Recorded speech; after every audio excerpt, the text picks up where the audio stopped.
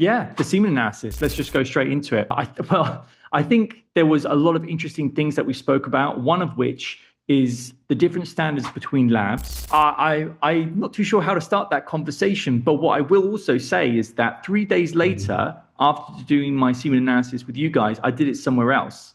And my results, very different. Let's say the sperm that we produce today is actually manufactured 3 months before. So let's say your lifestyle 3 months before, let's say you have been drinking or smoking, or you are not having a good lifestyle. So of course the sperm that you release today wouldn't be so good. I know it's hard to quantify because it depends on how much one individual is doing with how much they're changing their healthy habits and such.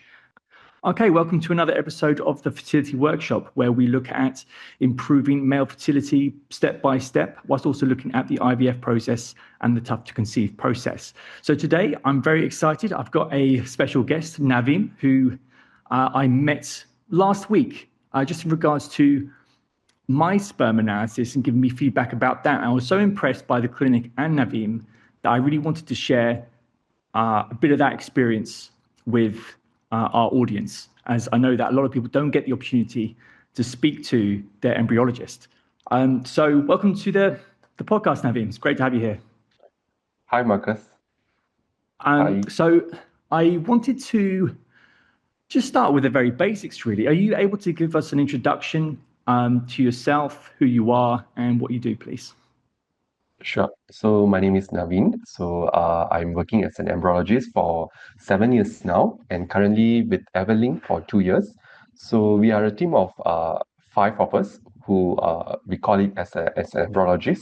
So what do we do is mainly we create babies, and we always stay behind the scenes in the whole treatment of in vitro fertilization, or we call it as IVF.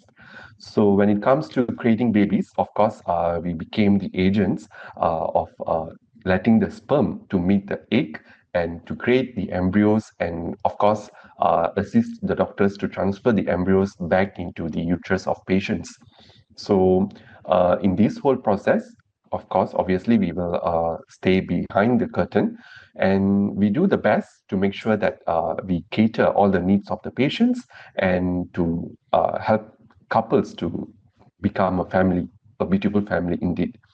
So when it comes to embryology or embryologists, of course, the main or the basic part is, of course, to analyze the sperm and to qualify ourselves as embryologists first, and then only we will move into embryology part. So to qualify ourselves as an embryologist, of course, we have a lot to study about sperms, their morphology, the motility, concentration, on how to count the sperms and everything, and how to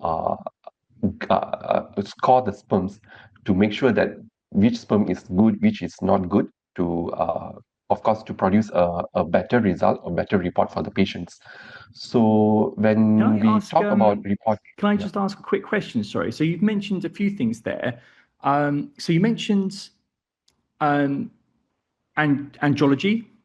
an andrologist, and then an embryo. Embryology. Embryology. Yeah. So for those of us who don't understand the difference, can you explain the two? Sure. So andrology refers to anything that we work with sperm. Embryology, anything that we work with eggs and also producing the embryos. So when we as an andrologist, we will as an andrologist we will only check the sperm. We will only play with the sperm. So I can use the term as play with the sperm. Whereas for embryology, we will always manage the eggs, assist the doctors in collecting the eggs, and culture them into embryos, and later on to blastocysts, and of course in the end to be frozen or to be transferred into the uterus. So there are two main categories, which the first one is the andrology part, and the second one is the embryology part.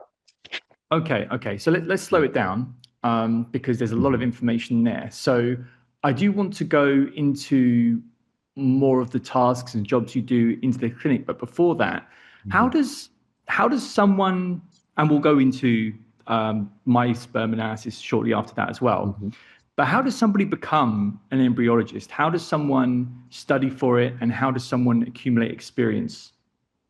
Sure. For studying, for the education purpose, in Malaysia, as long as you have a Bachelor in Science, you can become an embryologist. So Bachelor in Science that covers up to genetics, biotech, biohealth, and everything. So as long as you have the degree certificate, you can become an embryologist. So to enhance your knowledge and everything, I would say that it would be better if you have a master's certificate, or if you do some research, independent research, to gain some knowledge, of course, to better qualify yourself as an embryologist. So, and you've been doing it for 7 years now, so you've done it for a while. But maybe it's going to be good for men to understand not only what you do day in and day out for the sperm analysis, but also what are your additional tasks. So are you going to be in the room? Because we don't know. Well, I don't know. I've never been allowed in the surgery area, so I don't know what your role is within the egg collection process, and then also what your role is during the embryo transfer process as well. So what are you doing within those processes, or anything else that we might not know really? Okay, sure. So for a basic day of an embryologist is we will just enter the lab first, and then we will do the embryo checking. So every single day we will have a batch of the patients to be checked their development. So we check the embryos for like every day to make sure that the cells are dividing well, and if everything goes well. So if, let's say, on that particular day we have a oocyte pickup, so we will do the oocyte pickup. And once What we is are an done with the oocyte pickup? Sorry. we will pick up the eggs from the ovaries Okay. of the patients. Yes. So the doctors will pick up the eggs. They will give us in a tube. So we will check the follicular fluid, whether there are eggs. So if, let's say, there are 5 eggs, we will inform to the patients that today we have collected 5 eggs. So we will culture the eggs for about 4 to 5 hours. And then after that, we will denude them. So we will, because an egg, there are many cells, cumulus cells around the eggs. So what do we do is we remove the cumulus cells, and we will only retain the egg itself. And then we will proceed with the intracytoplasmic sperm injection. We will put the... So my apologies there. Sure, no worries. So we will collect the egg first, and then we'll remove the cumulus cells around the eggs, and then we will put the sperm inside the egg, and the next day we will check whether the fertilization occurred or not. So if there are 2 nucleus seen inside the egg, so it means that fertilization has happened, and we'll proceed to culture for day 3 and also day 5 and day 6. So with single cell, we will divide into 2 into 4, 4 into 6, and until they become hundreds of cells, which we call it as blastocysts. And finally, we will either freeze it for the patients, or we will transfer them to the uterus of the patients. Okay, Yes. brilliant. So this is what happens in a single day. So you've got the oocyte, which is essentially an egg cell that you're getting from the egg transfer from a man's wife, and then that is transferred, as you say, and goes through that process for a few hours of being cleaned, etc., for want of a better word, and then fertilization will take place in a petri dish a bit further on. Okay, that's great. And so let's kind of rewind a little bit, because we do want to focus on the male area. So let's look at let's go into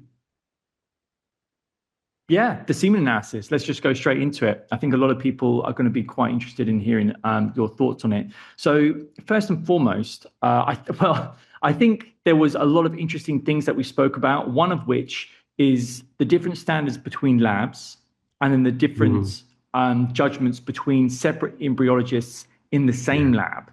So I'm not too sure how to start that conversation, but what I will also say is that 3 days later, after doing my semen analysis with you guys, I did it somewhere else, and my results very different. So, Yes. can you explain to me the reasons for different standards and the reasons for those separate judgment calls? Yeah, to begin with. Sure. So the first and foremost thing that should be considered is about the different lab have their own standards or their own practice of judging a semen, judging the sperm. So when it comes to the let's say for lab A, when you go to the lab A, so they might release your reports as in let's say, so this is your report, so and everything. So when you go for the lab B for another day, maybe in another 2 or 3 days, so your results might different. Or if you even go to the same lab again, so that you can't have the same exact results as you got from 2 days before. So this is because first is because of the judgment of the embryologist or the andrologist itself. Second is about their practice of the lab. And third is because of the sperm itself. Because the sperm that you are producing at that particular moment, let's say the sperm that you produce today, is actually manufactured 3 months before, and it stayed in your testes, and it comes out after 72 days of manufacturing process and everything. So the batch of the sperm that you produce today is actually it already been formed 3 months before.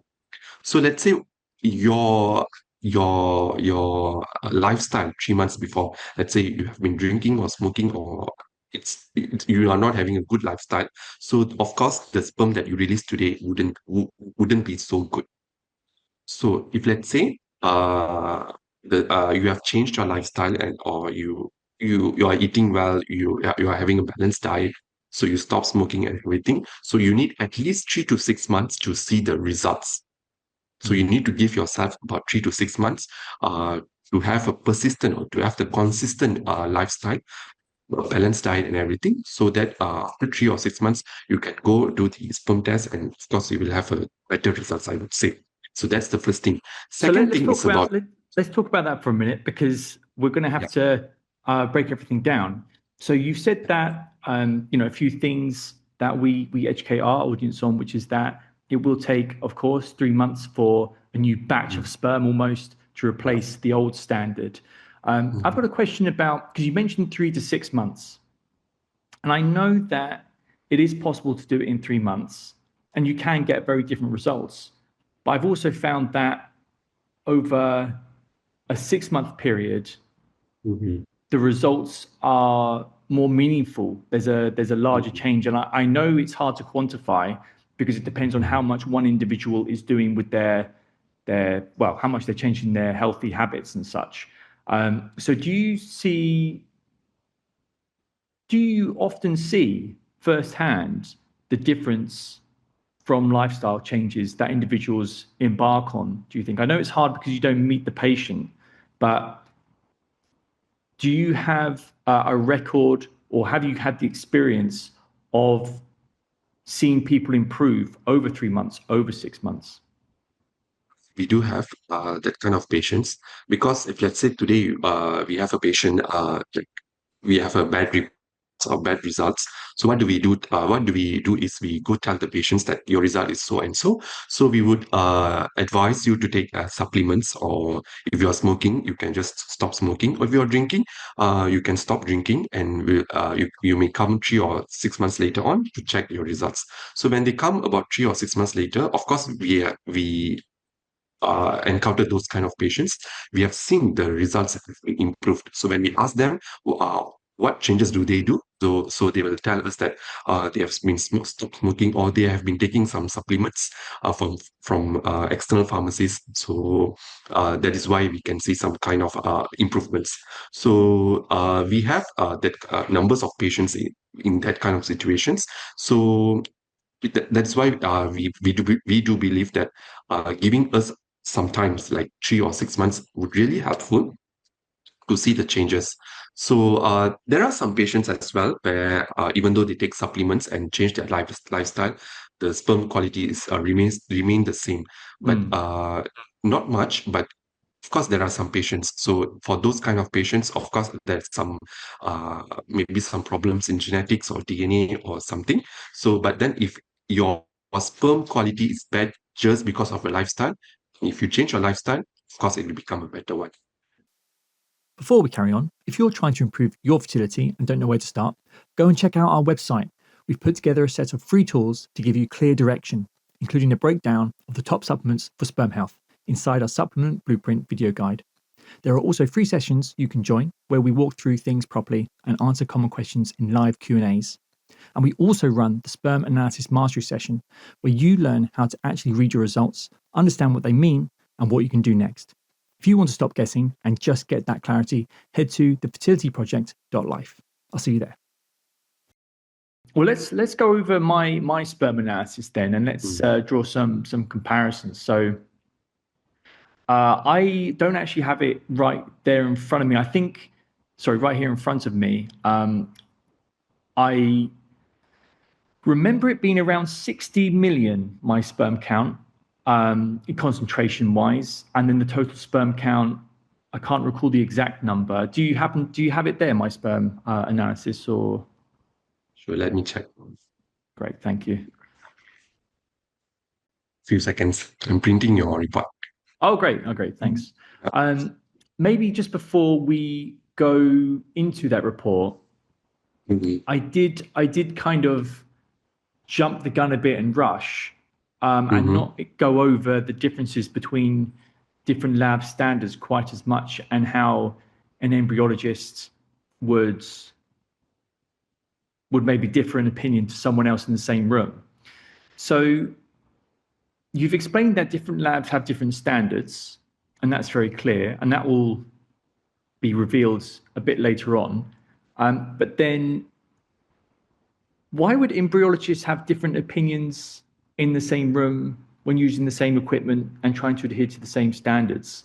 Can you talk a bit more about that? Sure. So there are four main parts that we would say that it's quite important in the semen analysis.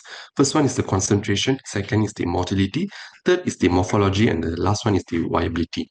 So the concentration is actually, we have a chamber. We will load your sperm inside the chamber and we will count the sperm. So for this, we have a specific chamber, and then we will make the judgment according what we see. So for this, the readings of the concentration wouldn't be so much different between the embryologist or the andrologist. It will be always almost there. So if let's say if I find it as 12 million, so my colleague might find it as a 13 million. So we will take the average of the reading and we will report it as a average number. The second thing is about the motility. So motility is referring to the movement of the sperm. So when we see a moving object, and the sperm is actually a quite fast moving cell. So when we see a moving object, of course, if I would say that this particular sperm is moving fast, then my colleague might say, no, this is actually moving quite slow. So this might cause some different opinion between us. So what we do is we will again take the average reading between my what I see and what my colleagues see. So we are only reporting you the average reading of the what we see. And the third thing, I would say the most subjective thing is about the morphology. So when it comes to the sperm morphology, we stain the sperm and we will smear it on a glass slide and we will observe it under microscope. So in this case, a sperm that what I feel as a normal morphology, the head, the neck, and also the tail. So if everything is perfect, then I would say, okay, this is a normal sperm. If there is only a slight changes in the tail, or the tail have been coiled, or the neck is not good, so or the head is not round enough. If I felt so I will report it as abnormal sperm. Even though everything's okay, but just that the shape of the head of the sperm is not round enough or not oval enough. So I would say that, oh, this is actually an abnormal. But my colleague or my coworker might have a different opinion. They might say, oh, even though with this kind of shape, or this still can be a normal sperm. So what we are reporting is actually 100% on what we are seeing. So that is why I would say that when it comes to morphology, it is very subjective to be reported. So again, what do we do is we will again take the average number or average results, and that is what we are reporting to you. So with these report numbers and everything, when you go to the when you keep this kind of results with you, and you might go to another fertility clinic and you might do another sperm test. So in that lab, we have a different different people to be judged. Uh, who has been working as a pathologist. So they have their own judgment with that kind of sample on that particular day. So that is why I would say that when it comes to semen analysis, it is very subjective, because the first and foremost, your sperm sample itself is not same. Even though the sperm producer, me, I would say, even though the sperm is coming out from me on first day is different from the second day, or even in the same day, if you produce a semen at 8 o'clock, we might have a different report compared to when I produce the sperm at 10 o'clock in the morning. Sure. So, yeah. Okay. So that is why it's quite subjective. Yeah, so that there's a few things in that I think, and we'll discuss a bit more in a moment as we go through my one. The point of interest first is, first of all, when it comes to morphology, because morphology is a shape, how does that become an average? You know what I mean? Like how do you average the shape of the sperm? So it's not actually average the shape of the sperm. So we have a certain column or certain parameters that falls under the morphology. So what do we do? Count is we count hundreds of sperms, and within these hundred of sperms, we will check how many normal sperms, or how many with head defect, or how many with midpiece defect, or how many with tail defect, and cytoplasmic droplets, or with pinheads. So if let's say with these 100, so I got certain numbers, and then I will count 3 times. So I will take my average, plus my coworker will count another, the same with same parameters. She will count another 3 times. So we will add them, and we will take the average.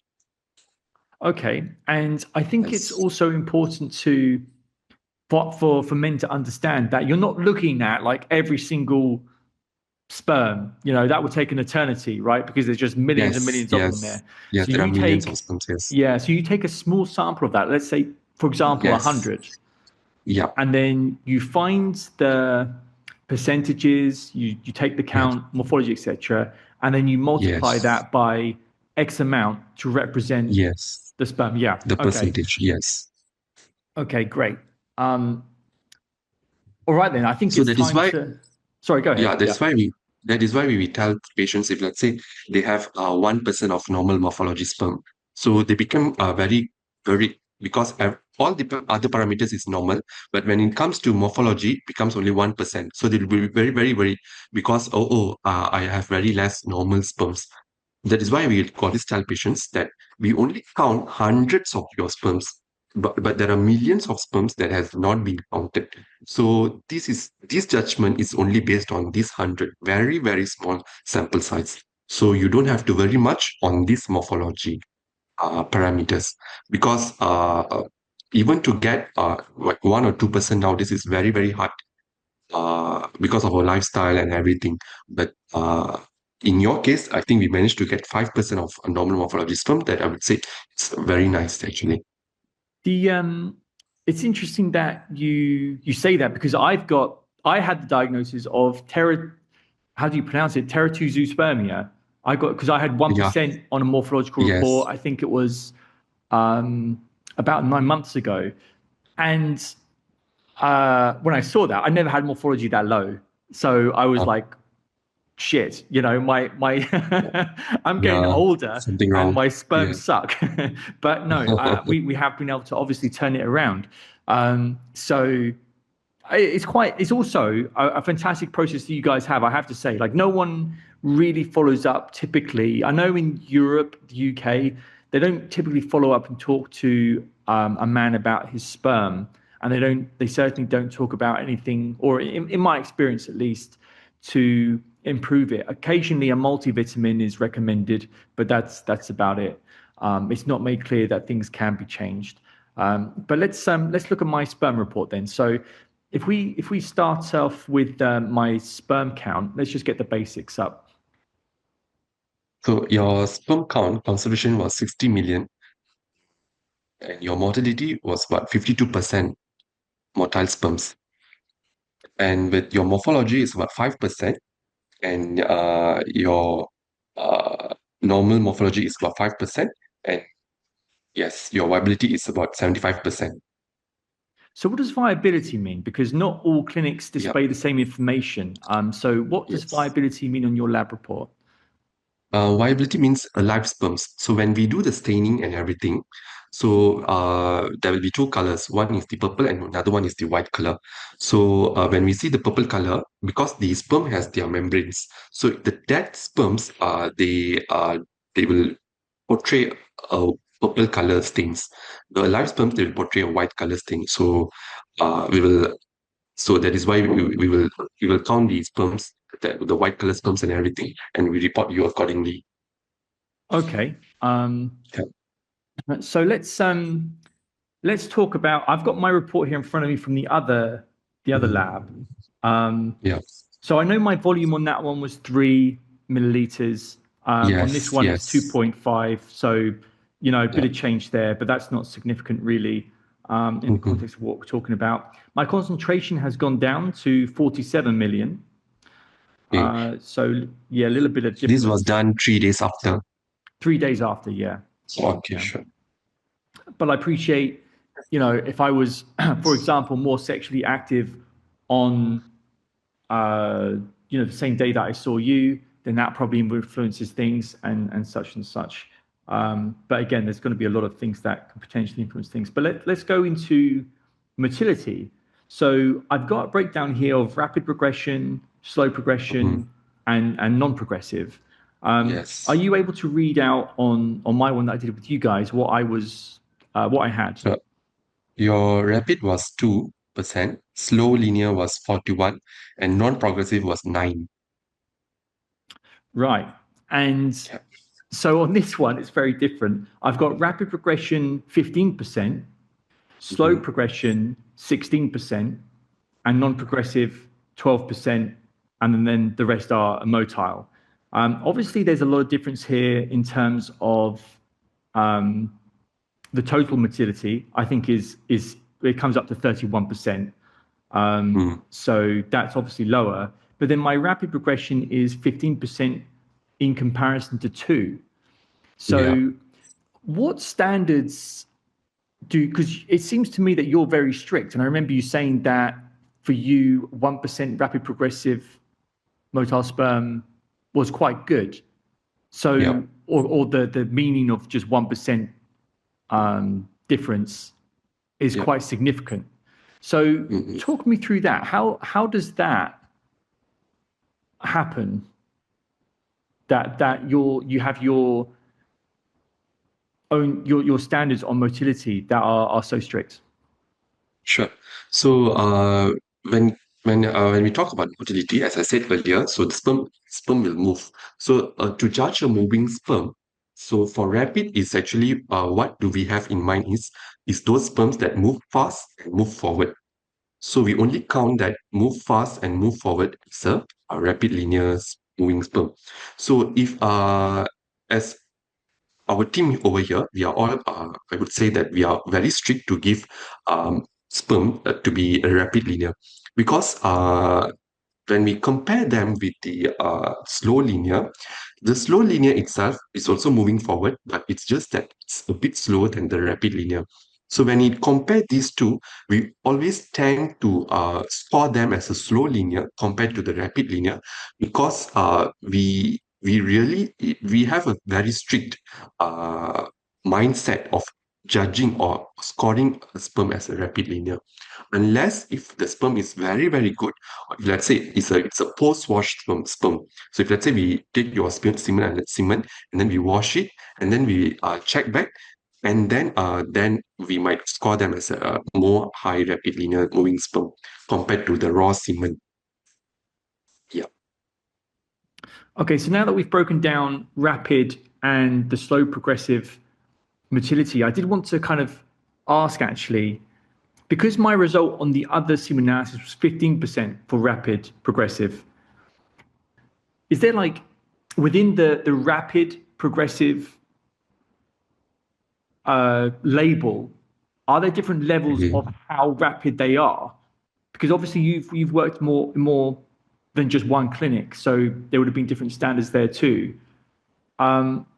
Because I'm trying to, you can see me, I'm having difficulty understanding the 2% in comparing it to 15%. You know what I mean? So is there anything else Mhm. that you can sort of say to further explain why your standards are so high? So, so what do we do is we have a point from point A to point B. If this sperm can cross from point A to point B less than 1 second, so we would say that this sperm is rapid moving sperm, and it should be in forward progression. So if let's say the sperm is moving, it's not a forward progression. So we would say that this is not a rapid linear moving sperm. Yeah. So that is why our guidelines or our practice is very strict to make sure that we only tell that the really qualified sperm as a rapid linear moving sperm, and we don't just simply score a sperm as a rapid linear moving sperm. So that because do we observe is after wash, in cases where patients doing IUI or IVF or ICSI, we wash the sperm. So after, if let's say now it's for the raw semen, we score them as a high rapid linear moving sperm. So after wash, the number would be less. So that is why we would say that we will score the raw sperm as a lesser rapid linear moving sperm compared to the after wash sperm. Because after wash, obviously, there should be more rapid linear moving sperm compared to the raw ones. So yeah, so we don't want or biased results or uh, not accurate results. So that is why we become very strict when it comes to the motility of the sperm. Okay, so there's a couple of things there. So when you have washed versus unwashed, right? Mhm. So to be clear, when you looked at my sperm, were they Yeah, unwashed? yeah, they were unwashed. Yeah. So typically they're unwashed when it comes to a normal semen analysis, right?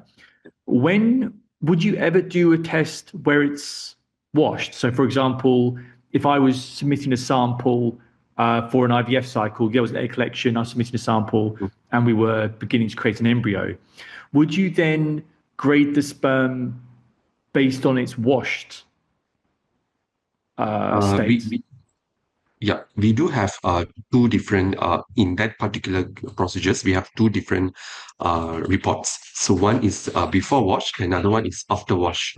So we record both of the readings in your form. So you will Okay, know what is your raw semen parameters and what is your raw semen values, and you will know what happens after wash as well. interesting. So your clinic does Mhm. that. Yeah. I haven't ever had that kind of report before. We've done 6 cycles elsewhere in various different places, so we've never really seen that. Is that a standard of care that is typical in your experience to provide a report when it comes to the egg collection, that they provide a Yep. report that there's washed and unwashed? Is that normal in your Yes. experience? Yes, we do that. We provide this report to the patients.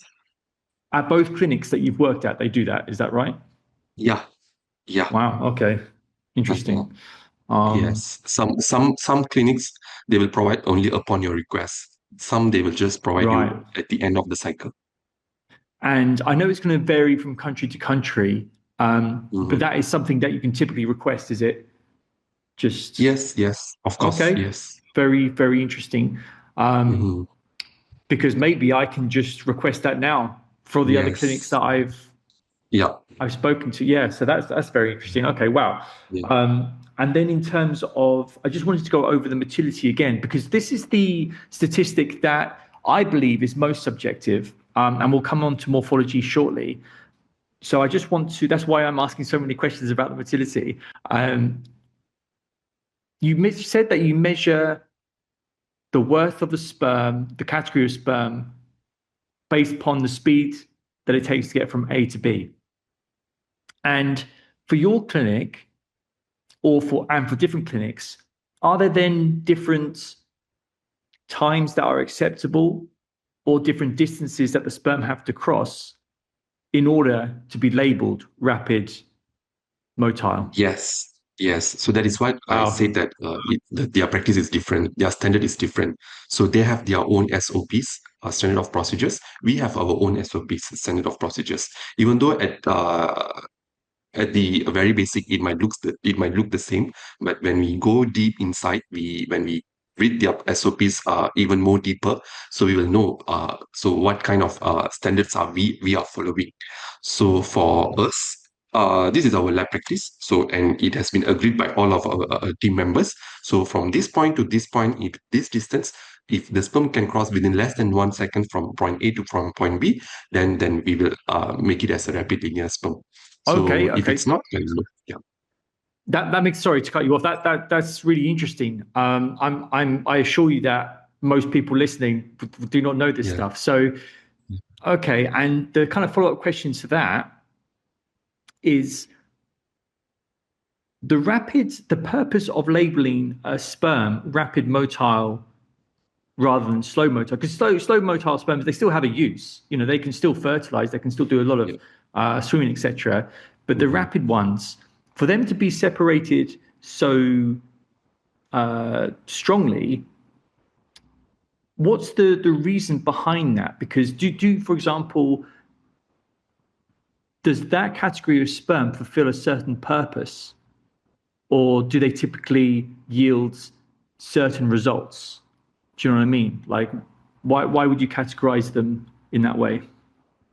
Sure. Because this kind of sperms, they have higher capability of fertilizing the oocytes.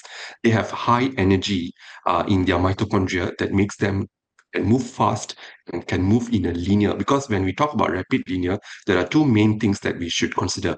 First thing is the rapid, fast, and second thing is the linear, straight. So if the sperm is moving straight and fast, then this sperm has the capability of fertilizing the egg. Because when we perform ICSI, intracytoplasmic sperm injection, we choose the sperms. How we choose the sperms? We choose the sperm that is moving fast and moving in a straight manner, in a forward progression. Because we believe that these kind of sperms, they have higher capability of fertilizing the oocytes compared to those moving slow, and also it's not in a straight form.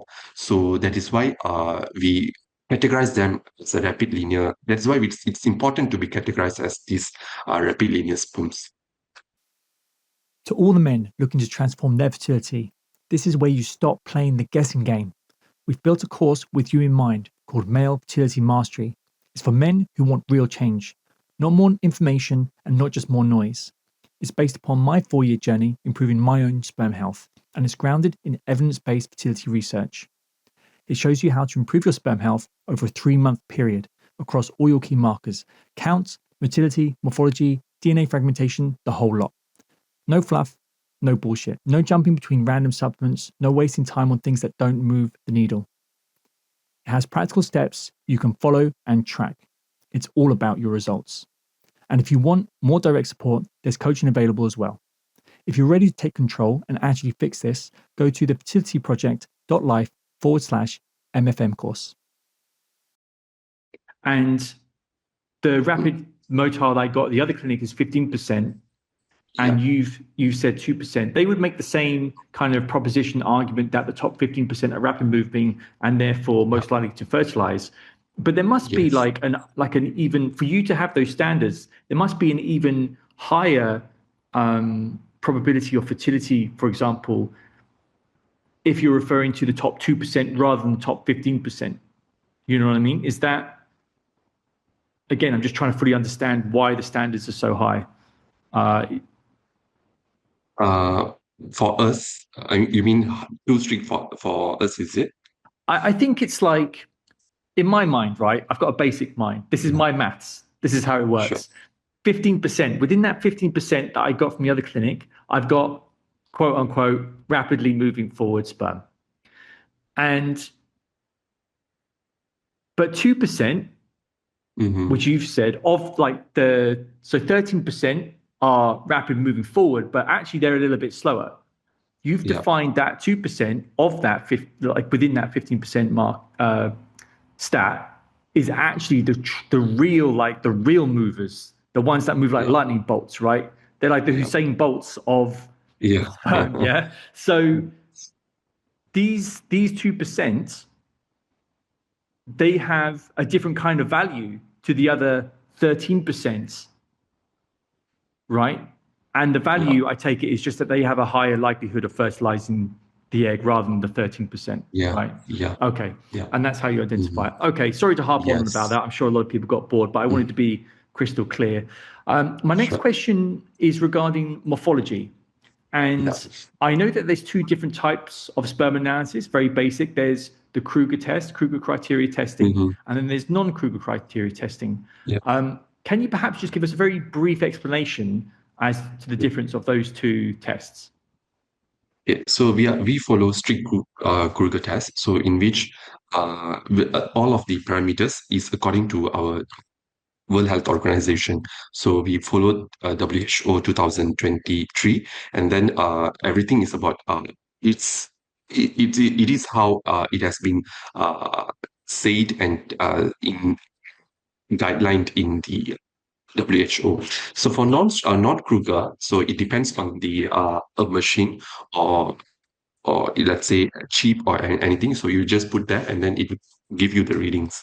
So that is where the AI comes in. So we have tested some AI kind of things and everything. So when we load your sperm into the chip and then we just insert in the machine, and so it will come out. The readings will come out as, oh, you have so and so percentage of motility, you have so and so percentage of morphology and everything. So this doesn't follow the Kruger thing and everything. But for us, that we do manually, that the embryologist ourselves is checking the staining things and checking the morphology of the sperm. So we really follow this Kruger things and everything. Yeah. So the biggest difference for me as a patient, the biggest difference I see between Kruger and non-Kruger is that the morphology percentage on the semen analysis is different, right? Yes. So I can have 80% morphology on a non-Kruger test, and then I can have 4% on a Kruger test, right?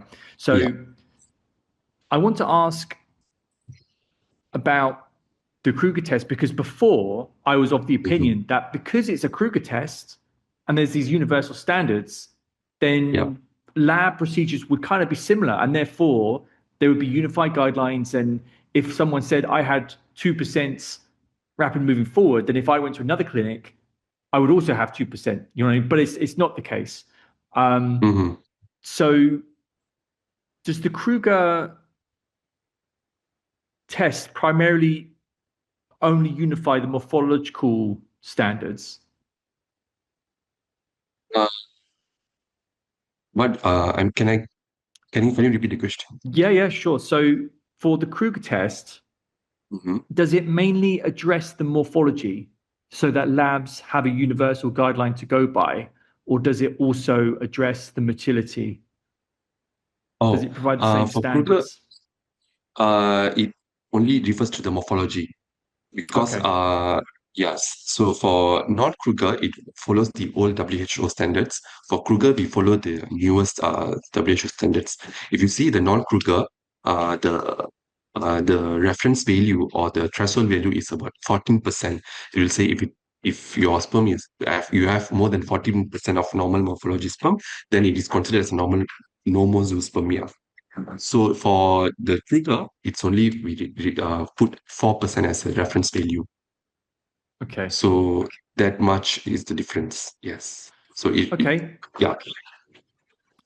thanks for making that clear.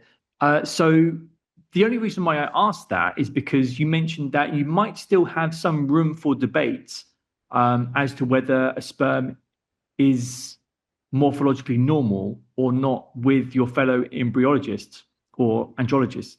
So even though that there are unified standards, there's still a bit of interpretation going on. Is that right? Yes, correct. Because when we see under microscope, so we can see a shape of the sperm, so the head, the neck, and the tail. So it's a basic knowledge and as a basic standard. So we all know that, okay, how a normal sperm looks like. But when it comes to the under microscope image, so it will differ. So there might be some defect in the tails, or there might be slight changes on the shape of the head and something. So if it comes to me, so I'll be very strict, because I would say that if this particular sperm in this kind of shape, oval shape, then only I will consider as a normal. But for my embryologists, for other embryologists, they might say that, okay, oh, as long as it's in this kind of shape, then I'll just score it as a normal. So that is why we always obtain an average reading. So if let's say I got about, in your case, if let's say I got 9% of normal sperm, and for my friend, she said, oh no, I only got 3% of normal sperm. So in that case, we'll take the average. So 9 plus 3, 12. So 12 divided by 2, which is about, finally, we agree for 6% of normal morphology. Okay. So just to make it crystal clear, the guidelines provided by the Kruger, by the World Health Organization, sorry, I think it's 2010 and onwards, isn't it? That's when the Kruger test kind of got introduced. Yes. And I know there's a bit of variation, 2021, 2010, 2023, but it's kind of all the same. So within that criteria, perhaps you mentioned it already. It's just that maybe I was in my own head thinking about how it affected myself and my sperm. So can you just say again, the Kruger criteria tests, what are the definitions and parameters in that, within that Kruger criteria, that you guys use as a basic reference point?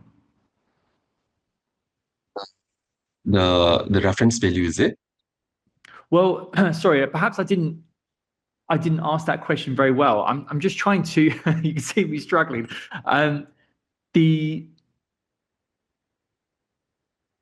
I still don't understand how you can have a unifying standard such as the Kruger criteria test, but there's still flexibility with, interpretation.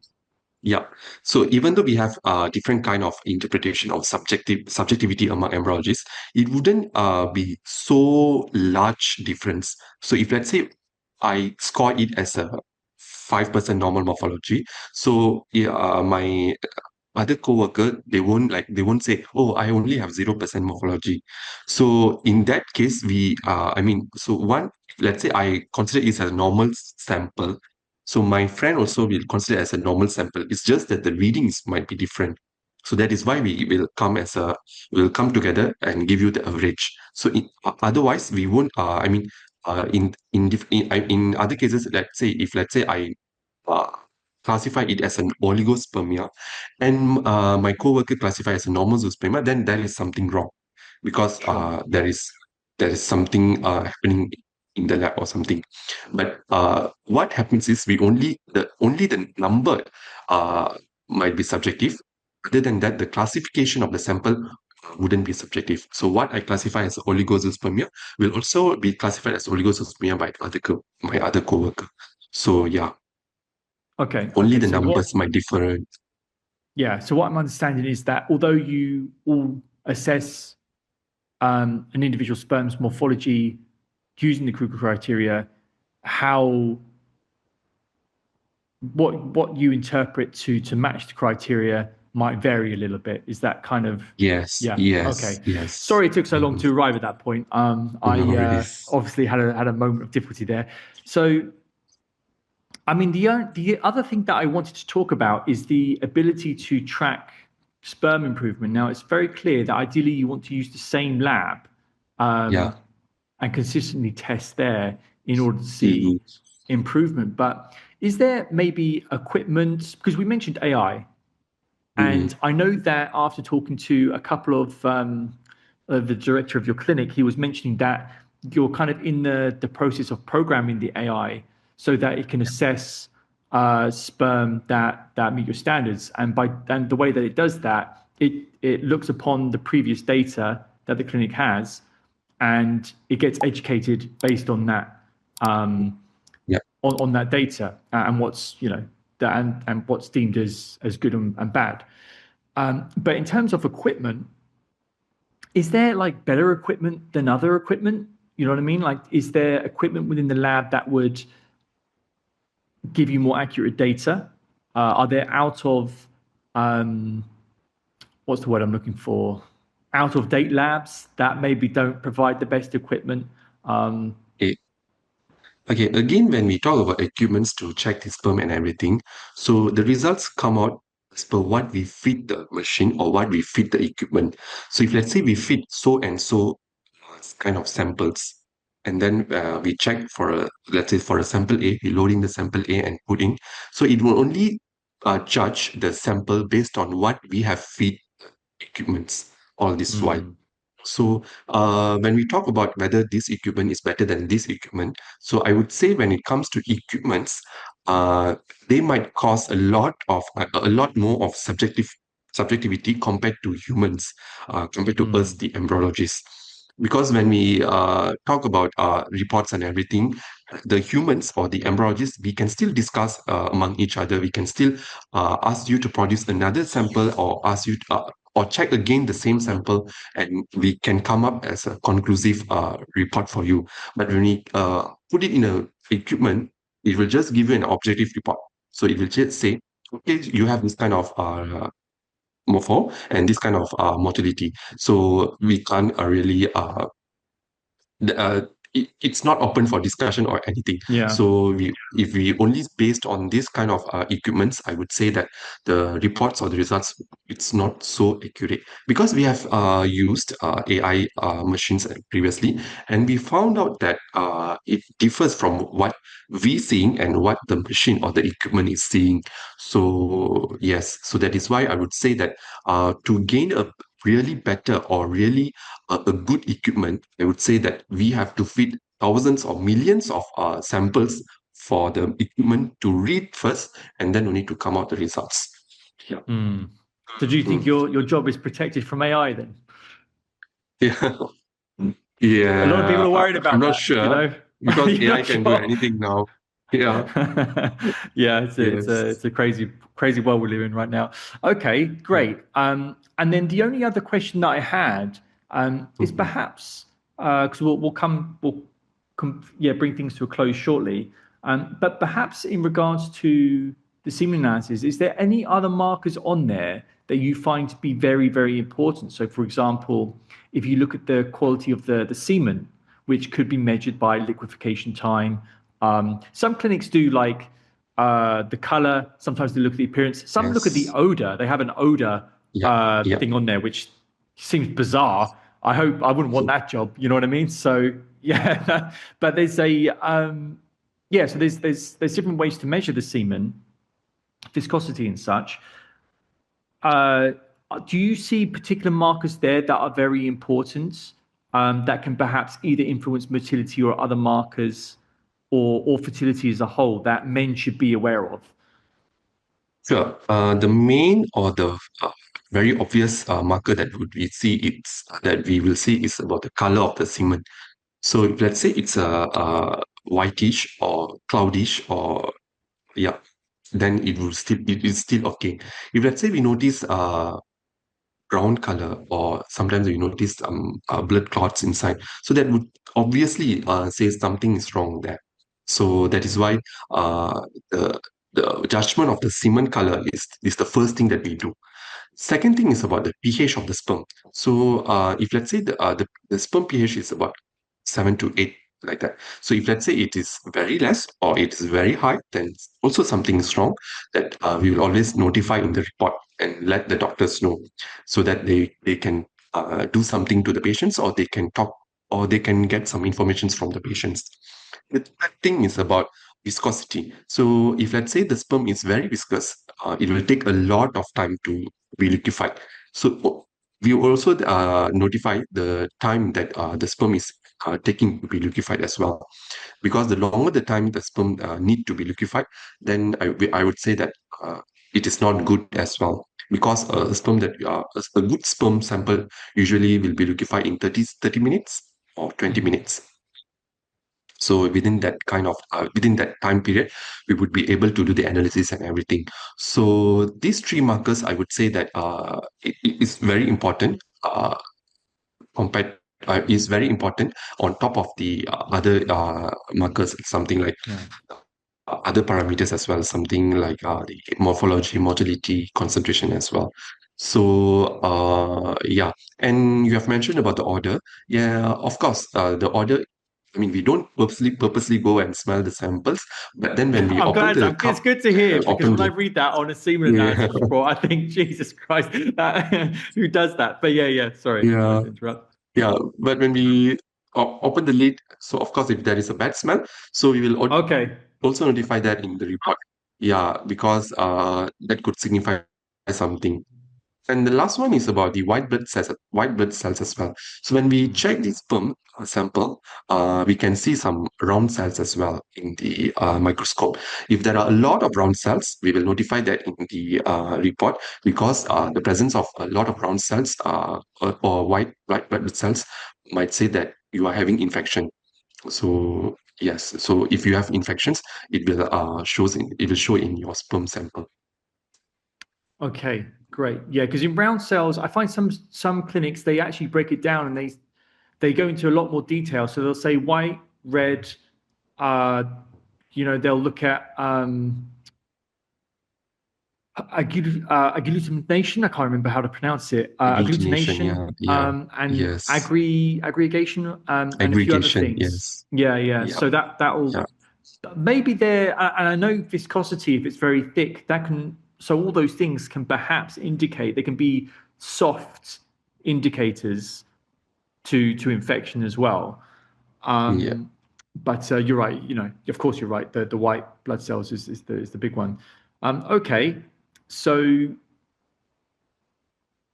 a question about the liquefaction time. On some clinics results, they'll say less than 60 minutes is okay. On others, it'll say less than 30 is okay. On others, they'll actually stamp like a time about how long it took to liquefy. This must mean that they're using different equipment to kind of either, because I can't imagine like an andrologist just staring at the sample waiting for it to liquefy. There must be Yeah. A recording put in place, etc. But if I'm getting less than 60 minutes is okay from one lab, and less than 30 minutes from another lab is how they assess things,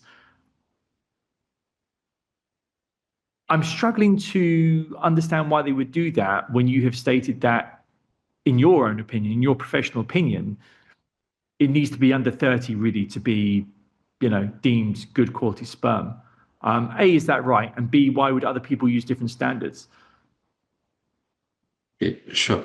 Because as I said earlier, different labs have different practice. So when if for us, what do we do is we just take the sample and then we just put it on the table and then let them liquefy. So some labs, what do they do is they will place it on the oven, or they will place it on a warm stage. So when Oh, they right. place it on the warm stage, it will take a very fast time to be liquefied. So even in that case, let's say it should let's say in 30 minutes it should be liquefied. But then even it still doesn't liquefy in 30 minutes, even though with the presence of the warm stage, then there is something wrong. So yeah, it again come back to the square one, which is the practice of the labs. So, and this kind of parameters or anything, this kind of markers is actually not a main part to be considered or to be taken into consideration. So that is why there are some difference between the lab A and lab B. So for us in Evelyn, what we do is we just take the sample cup and we place it on the desk on the desk, and then we just like after 20 minutes or 30 minutes we'll check the volume. So when we check the volume, we should see the semen is nicely dropping one by one. So if we see there is still it's like viscous and everything, so we would say that it's not liquefied yet. Okay. And so, I mean, that's a revelation in itself for me, in that some clinics just leave it on a table, some will actively warm it up. So, of course, you're going to get different liquefaction times. Yes. So, again, another inconsistency when trying to understand your results from different labs. Okay. And so, therefore, is there a difference? Oh, I mean, is it even worth me asking the question? I don't know, but I'm going to go ahead and ask it. If you are warming it up, what is a good liquefaction time? And if you're just leaving it on the side, what's the difference? If I warm it up, I would say less than 15 minutes is liquefy enough. So Okay. if I leave it on the desk, I would say less than 60 minutes is still okay. Less than 30 minutes is the best. Okay. Yeah. Okay, great. Well, that is a whole lot of learning. I appreciate your time, Naveen. You know, very generous. No I worries. appreciate it. As I said, I was very impressed with the customer care and the explanations and the detail that you guys, the extent that you guys went to at Everlink here in Kuala Lumpur. I can only say thank you again for your time. I would like to ask you some questions as well. Oh, yeah, sure. Go ahead. Yeah. So you have been to different kind of fertility centers and you have done similar analysis, right? So it's just a casual question. So how do you find the semen producing rooms? Oh God, this is a great question. You know, I went there yesterday to do this sample, and there was this chair that they put down, and it was one that leant back, like it was recliner, but it didn't have like a fixed. Okay. Like I kept feeling like I was going to fall off it, and it was very uncomfortable. And then I did feel I was wearing sandals, and I did feel like the floor was like, you know, it was like a bit kind of sticky, honestly. And that really sums up disgusting thoughts in your mind. I'm sure it is because that's another thing, you know, how frequently do clinics clean those rooms? You know, I don't want to have to use that room after someone else has just been in there. You know, that's disgusting. And I often have that thought. So, I mean, that's one question I would ask you is how often is it cleaned, those rooms? For us in Everlink, we will clean it after every usage. So after each So great patient, to we'll hear. just clean it. Yeah. Yeah, so great to hear. But just to follow up on your question, because I've had a few different situations. So one, there are many that just feel like a white room, like where you send mad people. You know, it just feels like that, and it's just like this horrible kind of experience. Some of them, I had this experience in Thailand where, you know, the cup that they give you to deposit the sample, it was tiny. And actually I missed some of my sample as well. That was terrible. I got a lot of stories. So there's that.